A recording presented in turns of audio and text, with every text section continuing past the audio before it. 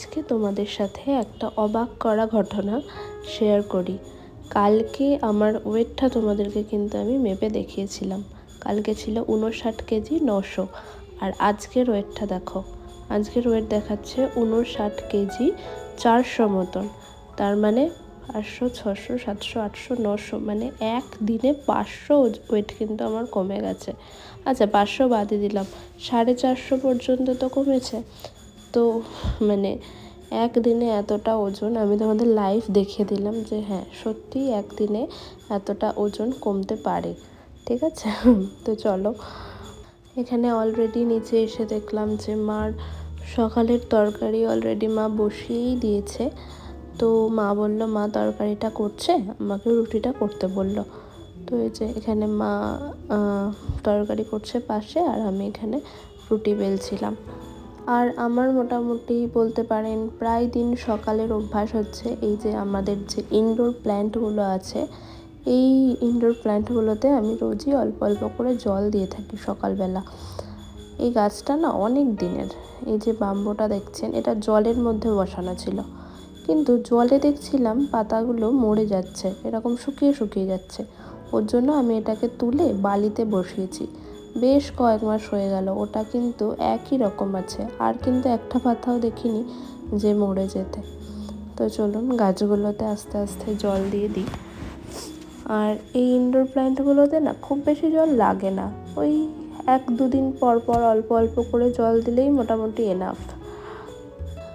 আর এই গাছটি তো আপনারা অলরেডি চেনেনই, এটা আমি বাগান থেকে তুলে এনে মানে হঠাৎ করে দেখতে পেয়ে তুলে এনে এটাকে লাগাই।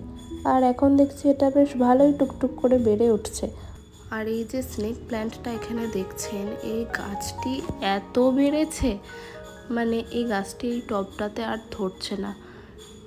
মানে এটাকে এখন তুলে ফেললে যদি নষ্ট হয়ে যায়, মানে জল দেওয়ার পর্যন্ত জায়গাটুকু নেই। দেখুন গাছের ওপর দিয়ে আমাকে জলটা দিতে হচ্ছে।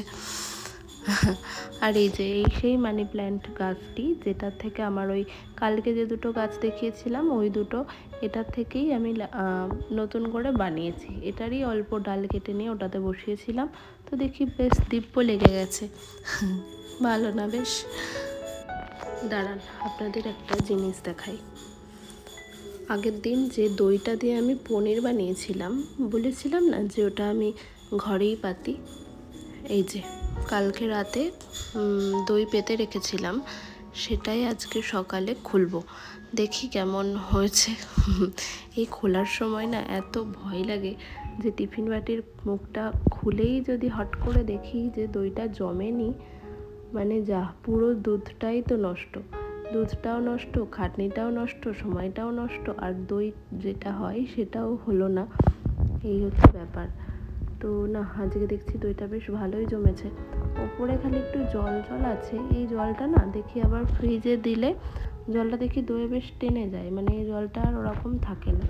তো চলুন, দইটা যেহেতু হয়েইছে, দুটো বাটিতেই পেতেছিলাম, দু বাটি করে, ফ্রিজে তুলে রাখবো এটা এখন ভিডিওতে আপনারা যাকে দেখতে পাচ্ছেন, মানে মুখটা দেখাচ্ছি না, আপনারা যাকে শাক বাছতে দেখছেন তিনি হচ্ছে আমার ঠাকুমা শাশুড়ি। হ্যাঁ, আর যে শাকটা উনি বাছছে এটা হচ্ছে সজনের শাক। এটি আমাদের বাগানের গাছেরই শাক। এই সজনের শাকে কিন্তু ভীষণ পরিমাণে উপকারিতা।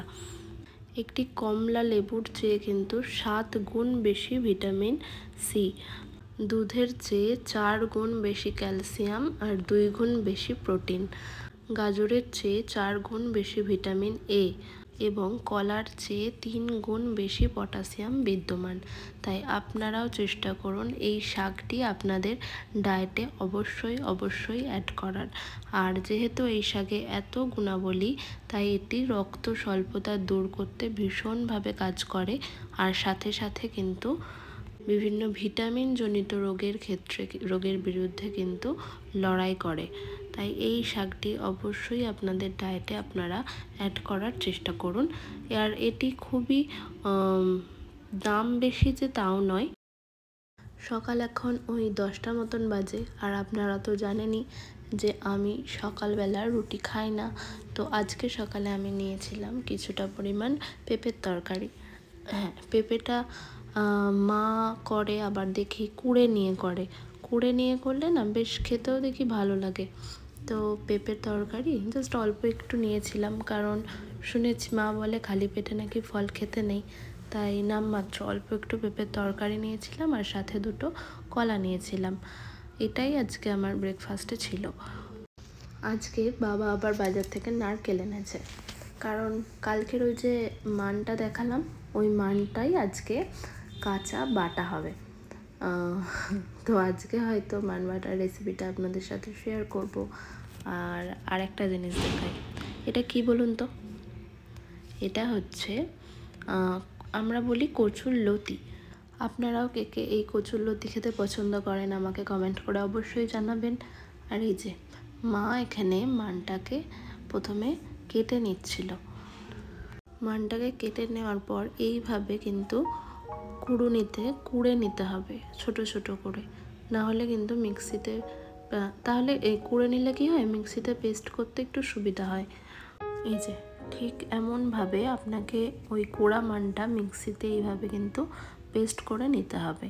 তারপর একটা পরিষ্কার কাপড়ের মধ্যে এটিকে নিয়ে খুব ভালো করে এটার রসটা কিন্তু চিপে নিতে হবে। মা এখানে হাতে একটা পরিষ্কার নতুন ক্যারি ব্যাগ পরে নিয়েছিল, কারণ এটার রসটা না অনেক সময় হাতে লাগলে প্রচণ্ড হাত চুলকায়, তার জন্যই ক্যারি ব্যাগটা হাতে পরে নিয়েছিল।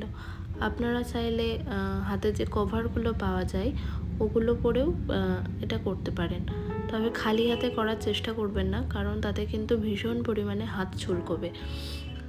দেখছেন কতটা মানের দুধ বার হয়েছে।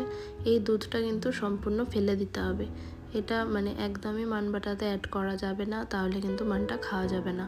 আর দেখুন অতটা মান এখানে করে ঠিক কতটুকু হয়ে গেল। আর এখানে মা নারকেল যেটা এনেছিল সেটাকে কুড়ে নিয়ে ওর মধ্যে কাঁচা লঙ্কা দিয়ে পেস্ট করে নিচ্ছে। আর এখন এটার মধ্যে অ্যাড করছে লবণ আর চিনি, সর্ষের তেল পরিমাণ মতো। এরপর শিলে বেশ খানিকটা পরিমাণে কালো সর্ষে বেটে নিতে হবে খুব ভালো করে। তারপর সব কটি উপকরণ ওই নারকেল, সর্ষে, লঙ্কা, সর্ষের তেল, মানটা সবগুলোকে ভালো করে মিশিয়ে দিলেই রেডি মান বাটা। এখানে কি করা হচ্ছে বলুন তো? এখানে আমার ঠাম্মা উনি কচুর লতিগুলোকে কুটে দিচ্ছে, কারণ আমি তো রান্না করতে করতে এইটা কুটতে গেলে প্রচুর সময় লেগে যাবে, আজকে আর রান্না হবে না। ওর জন্য ঠাম্মাকে বললাম একটু কুটে দিতে, তো উনি কচুর লতিগুলোকে কেটে দিচ্ছিল এখানে। আর এর পাশে আমি মাংসের সমস্ত, আজকে একটু মাংস করব, তাই মাংসের সমস্ত কিছু রেডি করে কেটে বেটে ধুয়ে সমস্ত কিছু করে নিয়ে এখানে বসেছি মাংস বানাতে। তো এখানে আমি প্রথমেই গরম মশলা গোটা, যেগুলো গরম মশলা, তেজপাতা, এলাচ, শুকনো লঙ্কা সমস্ত কিছু ফোড়ন দিয়ে এখানে আমি আলুটা ভেজে তুলে নিয়েছি। আর তারপর এখানে আমি পেঁয়াজটা ভাজার জন্য অ্যাড করলাম। পেঁয়াজটা ভাজা হতে হতেই আমি আলাদা দেখে আদা, রসুন আর লঙ্কা পেস্ট করে এটাতে অ্যাড করে দিলাম। এবার এটাকে একসাথে কষাবো। এখানে আমি অ্যাড করছি কিছুটা ধনে গুঁড়ো, আর তার একই সাথে আমি অ্যাড করছি কিছুটা জিরে গুঁড়ো। তো এবার এই দুটোকে দিয়ে বেশ খানিকক্ষণ কাঁচা গন্ধটা কেটে যাওয়া অবধি এটাকে কষাতে থাকবো। চিকেনটা কথা বলতে বলতে অলরেডি অ্যাড করে দিয়েছি।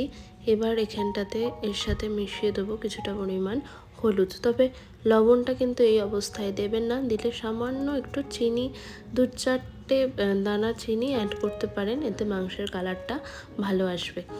বেশ খানিকক্ষণ মাংসটা কষা কষা হয়ে গেলে এবার এখানে আমি লবণটা অ্যাড করব।